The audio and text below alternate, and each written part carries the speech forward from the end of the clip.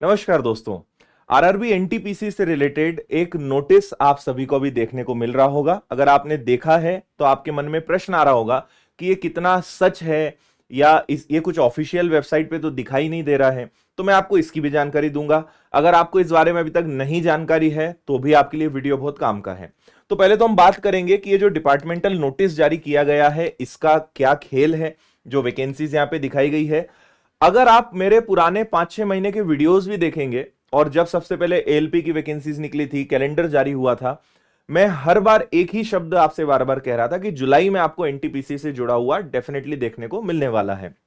और ये आपके रेलवे का एग्जाम कैलेंडर भी है। तो अगर आप यहां पे देखेंगे तो जुलाई में एनटीपीसी के बारे में यहां पे जानकारी देने का कहा गया था।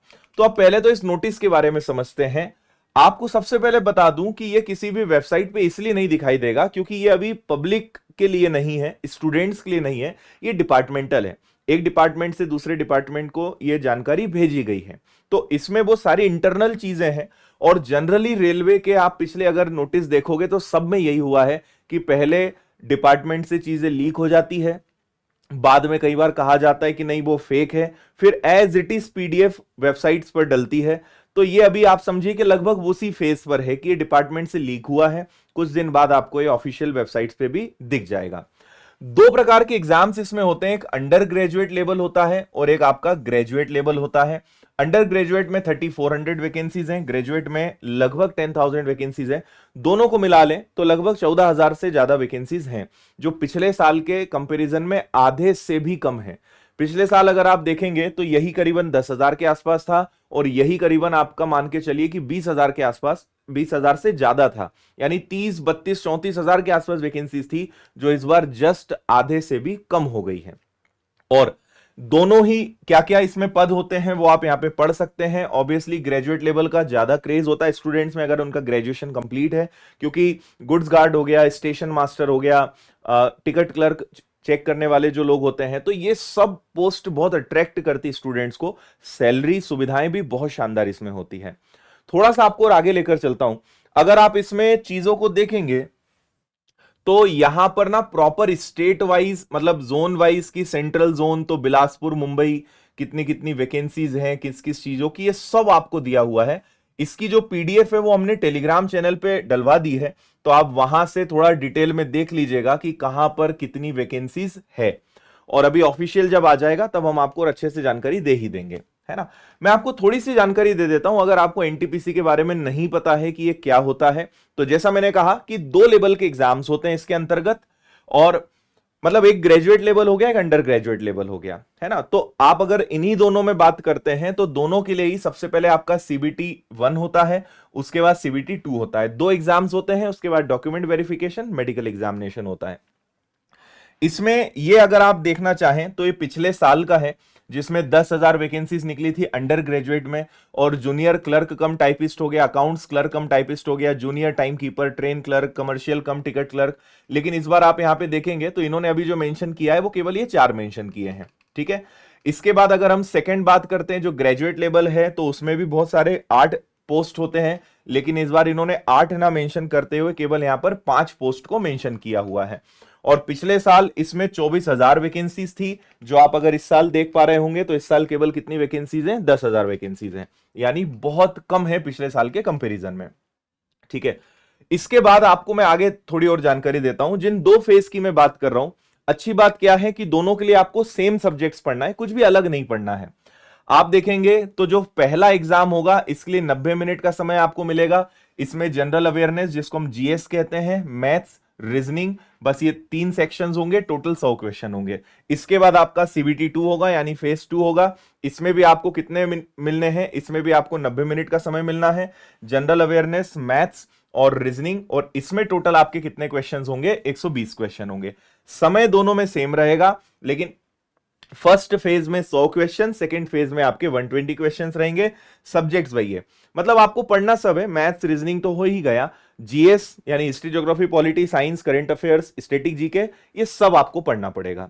अगर मैं आपको एक और चीज यहां पे दिखा दूं कि इसमें एक टाइपिंग टेस्ट, मतलब स्किल टेस्ट भी होता है, तो यहां पे पूरी लिस्ट बनी हुई है, आप वीडियो को रोक के देख सकते हैं। भाई पहला ही जो स्टेज है तो सभी के लिए कॉमन है, सेकेंड स्टेज है।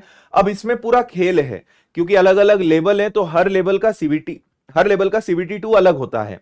तो आप अगर जैसे 5 लेवल्स हैं, तो आप अगर पांचों लेवल के लिए अप्लाई करना चाहते हो तो सीबीटी 2 आपको 5 बार देना पड़ेगा। आप एक ही किसी के लिए अप्लाई करना चाहते हो तो एक ही बार देना पड़ेगा। और यहां पे हर पोस्ट के लिए टाइपिंग स्किल टेस्ट नहीं होता है, तो आप यहां पे पढ़ सकते हैं कि किसके लिए टाइपिंग स्किल टेस्ट है, किसके लिए कंप्यूटर बेस्ड एप्टीट्यूड टेस्ट है। ये आपकी आखिरी की जो प्रोसेस है उसका पार्ट होता है। मैं आपको बहुत ज्यादा जानकारी यहां देकर इस वीडियो को बड़ा नहीं बनाना चाहता हूं, क्योंकि मैं ऑलरेडी इस पर बहुत डिटेल्ड और एक शानदार वीडियो बना चुका हूं। मैं आपको रेकमेंड करूंगा कि आप ये वाला वीडियो देख लें, इसकी लिंक मैं डिस्क्रिप्शन में लगवा दूंगा। ये आप केवल RRB NTPC by Aditya Patel आप सर्च करेंगे, मेरा ये वीडियो मिलेगा। लगभग 5,90,000 व्यूज हैं इस वीडियो पे, और इसका इतने ज्यादा व्यूज का सिर्फ यही कारण है कि इसमें बहुत अच्छे से क्रिस्टल क्लियर तरीके से मैंने हर चीज समझाई है। अगर आपको लेवल 2, लेवल 3, 4, 5, 6 इनमें कंफ्यूजन है, सीबीटी 1 में क्या, सीबीटी 2 क्या, फिर मैंने कहा हर लेवल का सीबीटी 2 देना है, ये सारे कंफ्यूजन अगर आपको दूर करने हैं, आप इस वीडियो को देखिए। थोड़ा सा बड़ा वीडियो है, आधे घंटे का वीडियो है। इसमें मैंने सिलेबस से लेकर सब्जेक्ट्स, टॉपिक्स, हर चीज की बहुत डिटेल में बात करी है। आप इस वीडियो को देख लीजिएगा, आपको सारी जानकारी इसमें मिल जाएगी। तो फिलहाल ये अपडेट है, ऑफिशियली भी हमें कुछ दिनों में देखने को मिलेगा। हो सकता है अभी आने वाले एक हफ्ते में मिल जाए, या फिर अगस्त के पहले हफ्ते में। मतलब आप मान के चलिए कि 10-15 दिनों के अंदर कुछ ना कुछ इसके रिलेटेड ऑफिशियल आपको देखने को मिल जाएगा। तो आप बिल्कुल इसकी तैयारी कर सकते हैं। और अगर मैं वापस आपको एग्जाम कैलेंडर पर लेकर चलूं, तो ये देख लीजिए, मतलब आप समझिए कि इसका एग्जाम लगभग ईयर एंड में या अगले साल पर ही जाएगा, क्योंकि अभी ऑलरेडी वैकेंसीज एक के बाद एक चल रही है, मतलब एग्जाम्स लाइनअप में हैं।